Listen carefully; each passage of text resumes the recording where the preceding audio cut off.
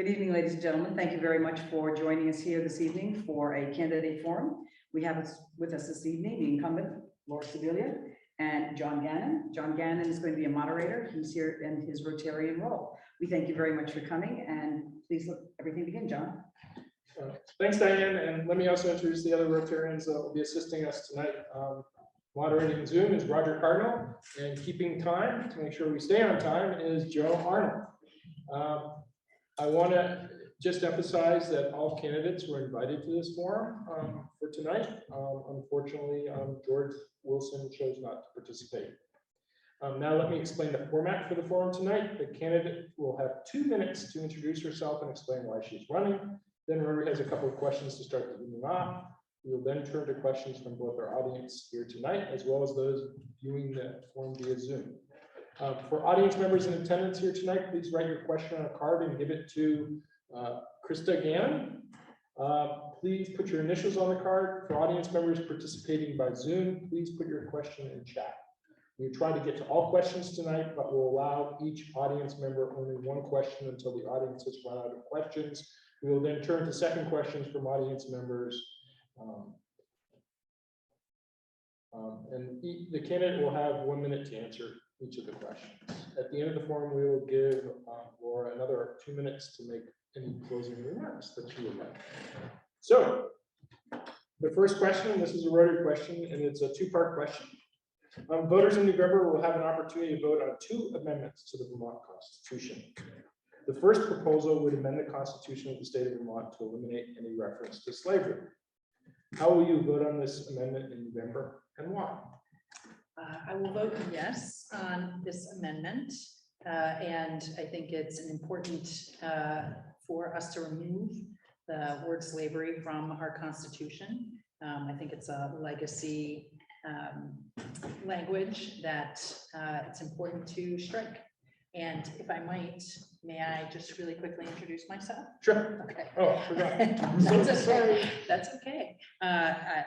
Thank you. I want to thank all the Rotarians actually for their time and for putting this together. I think it's really important to have these forums for the public to be able to learn a little bit more about those that are running for office. I am Laura Sibilia. I've lived in Dover for 22 years, in Southern Vermont for 30 years. I've been on the school board in Dover and River Valleys now, which is a combination with Dover and Wardsboro for more than 20 years. I used to waitress here in the Valley for 20 years. I was a fine waitress. And then I ran the Chamber of Commerce.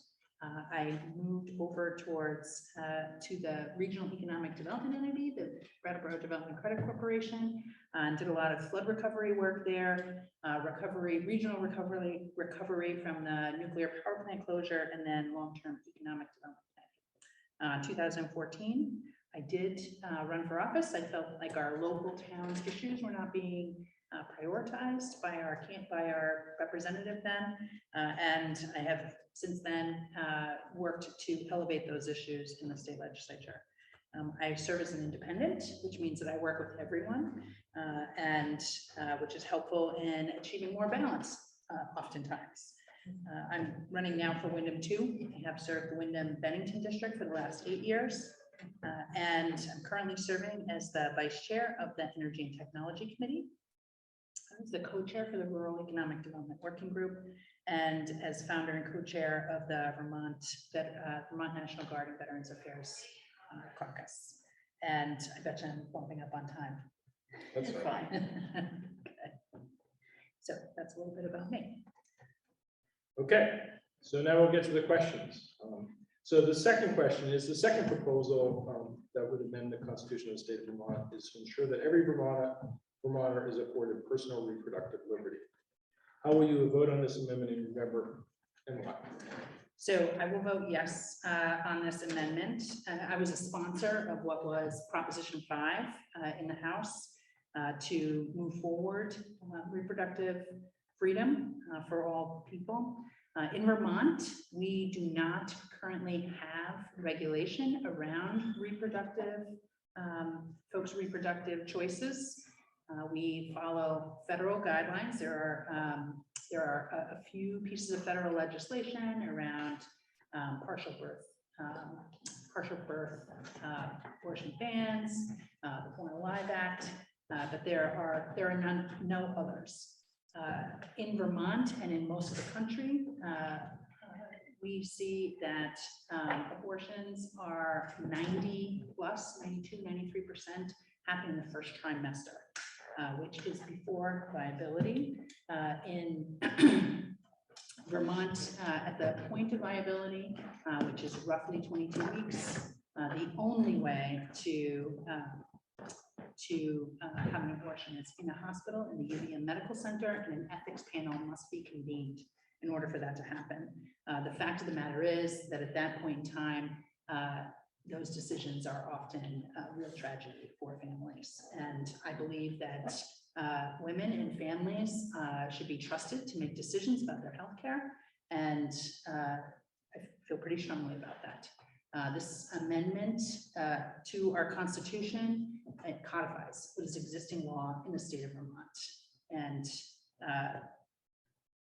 there you go. Great, thank you.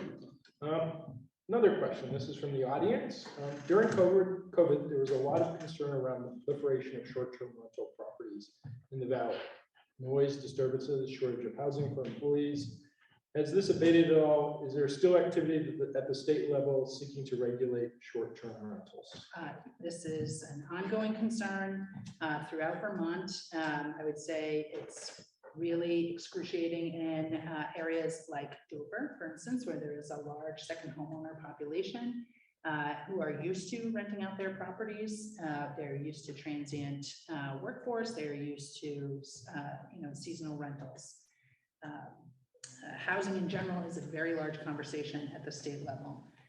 And I personally believe that we need to be looking at very intentional means of incentivizing the creation of residential units. Looking at things like zoning, looking at things like building infrastructure and limiting developments to residential. There are ongoing conversations at the state level about regulating short-term rentals, and folks are pretty passionate about that. And a number of our lodging properties also see this as an issue of fairness.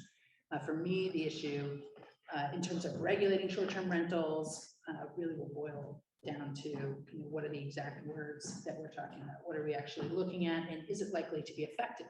The argument that has been made really has been one about shortage of housing, and the regulations that have been put forward, I'm not sure that they're going to resolve the shortage of housing issue.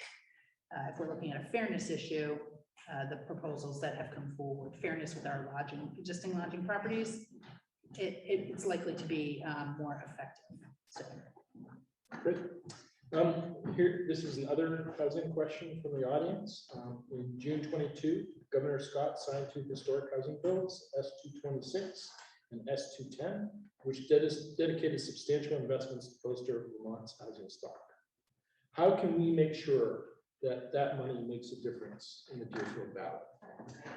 I think by being very specific, thinking about where do we want housing? Do we have zoning or ordinances that support that? Do we have infrastructure that goes to that housing? Have we thought about, I think Dover is looking at ADUs adding on accessory dwelling units. Yes, excuse me. Thanks. So I always say we have to start with a plan. It's really never about money, and folks will often start with, we don't have money to fix this problem. And it's really about, do we understand what we're trying to achieve, and do we have a plan to get there? And we have a short-term, we have a group that's been working for quite a while here in the Deerfield Valley. I think both economic development agencies within Wilmington and Dover are working on this, as well as representatives from both town governments, and they are looking at putting forward a plan. So. Great. Another question from the audience.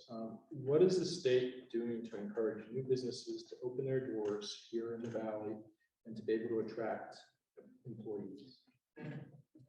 What is the state doing to incentivize, Encourage encourage new businesses. to new come. businesses to open here in the valley? That's a great question. So let me think about that for a minute. We have been, one of the biggest barriers for new businesses is workforce. And that is for new businesses and existing businesses. And so there are multiple activities happening at the state level to promote workforce, to retain workforce, to attract workforce.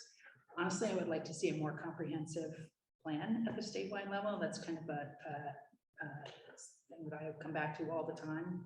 Do we really have a big plan for doing this? But we have looked at specific incentives around specific sectors. We have looked at exempting some military retirement pay. We have looked at immigration and what can we do to welcome folks. We have put in place a new, I'm going to forget the name of it, but we have a new fairness and diversity agency within state government, helping us look at policies across state government that can help more folks feel comfortable and welcome, help us all kind of look at, do we have the right policies in place for everyone who might want to be here to actually be here? You know, as one of or the whitest state in the country, we have a distance to go in terms of making sure that everyone feels welcome here. And so I would say the focus on workforce, attracting, retaining, and developing workforce would be the biggest thing that the state is doing to encourage business development in the valley. Yes, Mr. Arnold. I know this isn't written down, but a follow-up to that, Laura.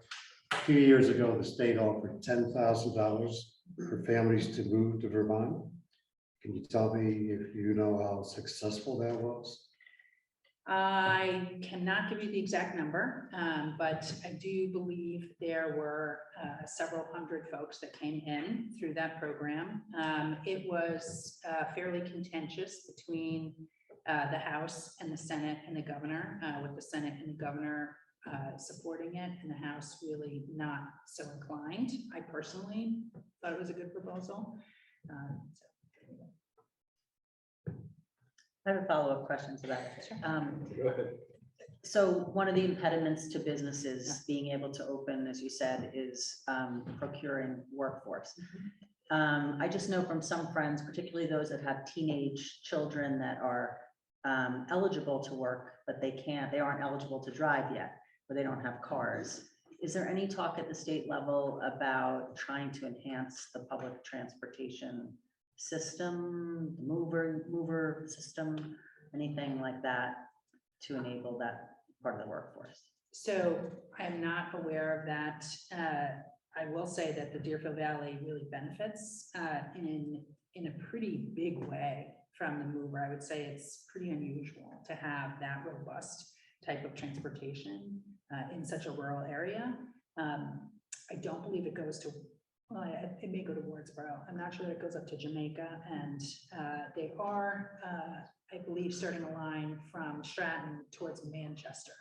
But certainly, if we could get this system a little bit more functional, and we may see that with a number of the proposals that are coming forward as a result of the Inflation Reduction Act. Looking to fight climate change, certainly transportation, public transportation is really important in that aspect.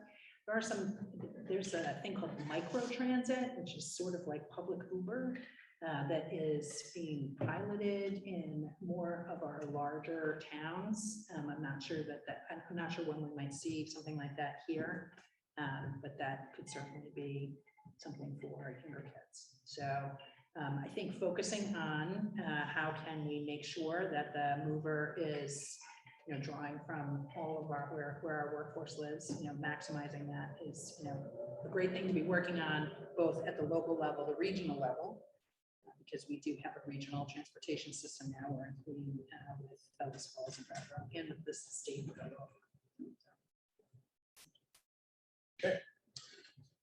Laura, what are your priorities for this legislative session?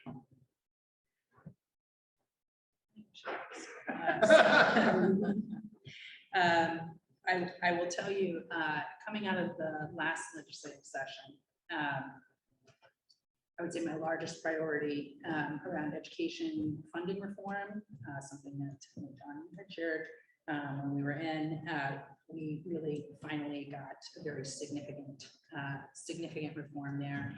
Also thanks to the town of Dover. That took up a lot of time and mental space. I can tell you, I've also worked on telecommunications, the CUDs and $350 million worth of funding are out right now. I don't see a lot of need to work on that.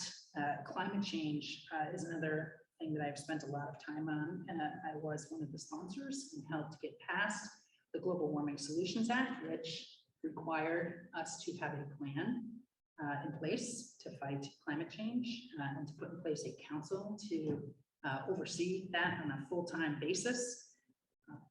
So last year, we put forward one of the first priorities out of the Climate Council, which was the Clean Heat Standard. That looks to help our Clean Heat Standard deals with thermal heat, which is how we heat our buildings. That proposal would help both our residents and particularly our residents that are less well off on fixed income, as well as our fossil fuel dealers. It will help them transition. In Vermont, if we reduce our emissions to zero, it actually, people will say this all the time, it actually is not going to change the rate of climate change. We know this.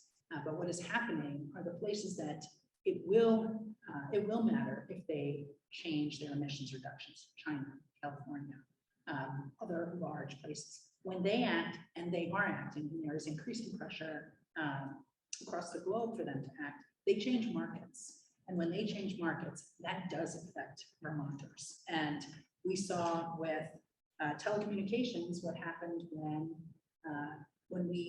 our rural towns, they were not brought along in terms of broadband infrastructure. And we're left with a deteriorating copper network that has really turned into a public safety issue in our rural towns. And for me, when I think about climate change, that is the most important thing, is not letting our rural communities and our poor communities be the last ones to shift. Folks with means are already shifting. They're shifting how they drive, they're shifting how they heat, they're shifting their activity if they can. Because it's cheaper, it's more reliable and comfortable. So that is a huge priority for me going into the next session, is looking at how do we move forward the Clean Heat Standard. We passed it with pretty significant numbers in both the House and the Senate. The governor vetoed it, and the House failed to pass it by one vote. I have an unpopular opinion, and that was that was something that was controllable, that the party in charge did not do a good job counting votes. So that's a pretty big priority for me, as well as immigration. And looking at our state has said, we really want to welcome more immigrants to our state. We have room for them, we have jobs for them, we have places in our schools for them. And right now, our immigration plan largely is what are the federal, what's the federal government going to provide to refugees in Vermont, and then we figure out what we can do with that. And I feel like we have to understand on the ground what is happening in Chittenden County, Rutland County, and in southern Vermont, where we have refugees. What are the needs? What are the gaps? What are the challenges? And I'd like to see that information gathered and presented to the legislature. And I also want to see us do a lot more work on privacy. Maine has recently passed a bill where your personal information, it's not an opt-out anymore about having your personal information shared.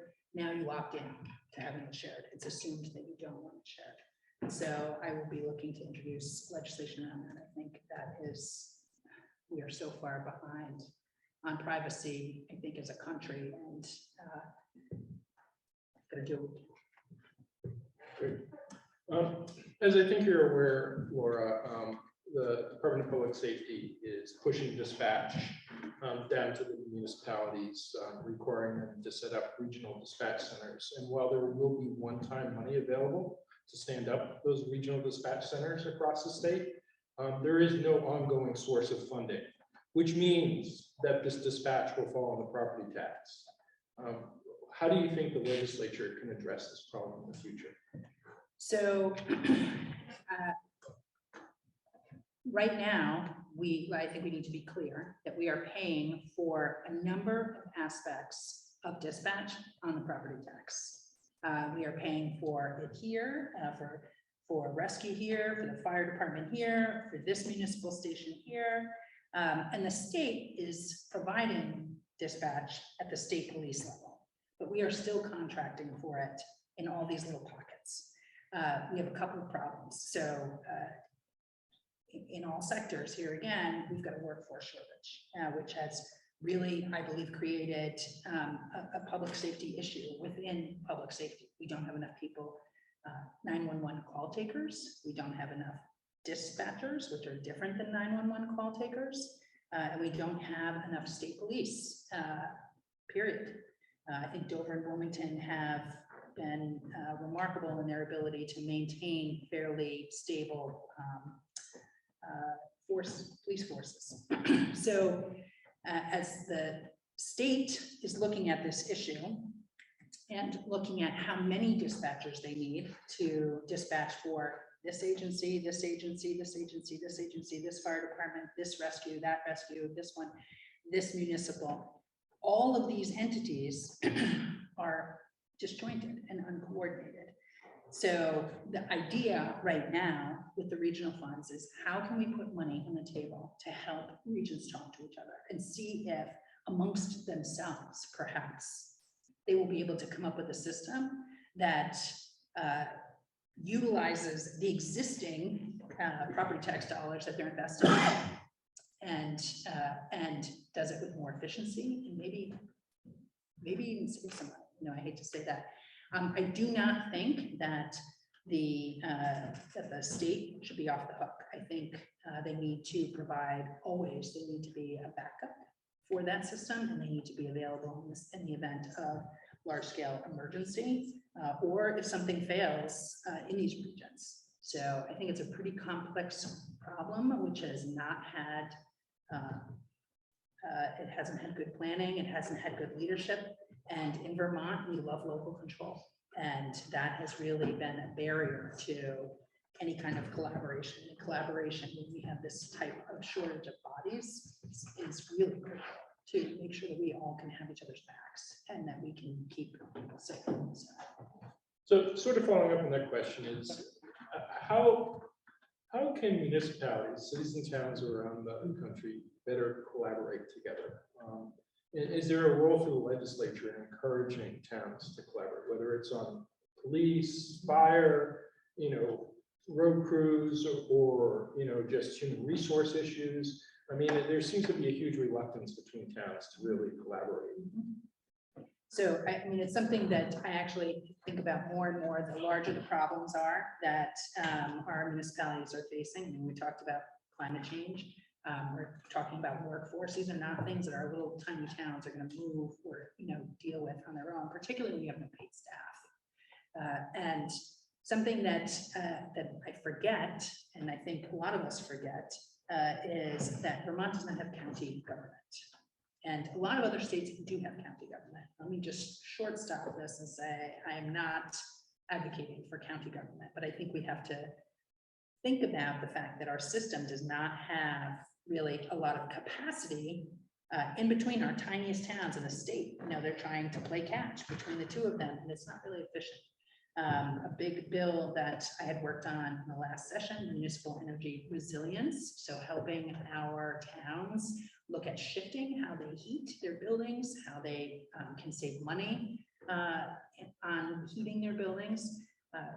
you know, when you think about a town that is all volunteer, you know, or almost all volunteer, trying to engage with the volumes of federal funds that have come in, it's daunting. And so I think the legislature needs to be very focused on, do we have capacity in between the state and our municipalities, particularly our smallest municipalities, to take advantage of opportunity. Otherwise, what happens is it is only the largest and most well-staffed communities that will be able to leverage these life-changing, once-in-a-lifetime funds and programs that we are seeing here. And they're likely going to be able to figure out how to do those types of things, regardless of the funds that are here. So I think it's an excellent point, and I think it starts with us being very intentional when we're thinking about programs. Okay. Does anybody have a last question from the audience that they want to ask?